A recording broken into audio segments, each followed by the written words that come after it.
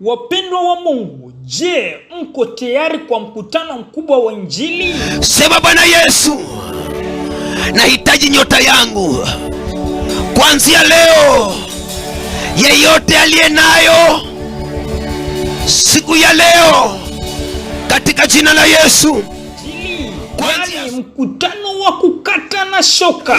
Ninaagiza ndo hiyo, naanzisha msako, ndo hiyo inachora, ndo hiyo inafuata, ndo hiyo inafuata. Kuna mtu mahali hapa macho yake yamefungika. Huyo ni mtu, huyo alikuwa ni mwanajeshi, akafuatwa akafungwa macho ya ndani, macho ya kiroho. Mkutano huu utafanyika uwanja wa Customs Likoni kuanzia tarehe 16, 17, 18, 19 mwezi ni wa 4. Ni siku 4 za maajabu. Ukumbuke pia kutakuwa na meza ya Bwana, Holy Communion. Usiogope tena, maana wakati wako wa kufunguliwa umefika.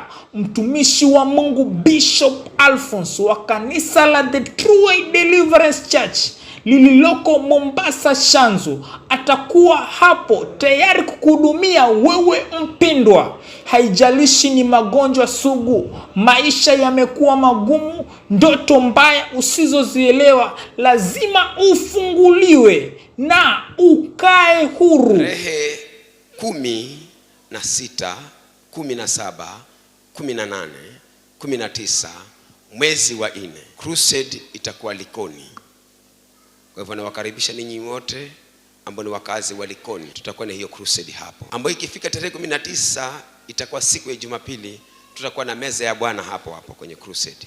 Tutakuwa na meza ya Bwana hapo kwenye crusade. Amen. Amen. Ambayo itakuwa siku ya Jumapili, hiyo meza ya Bwana tutaifanya hapo siku ya Jumapili. Amen. Mkazi wa Likoni, tunakukaribisha sana.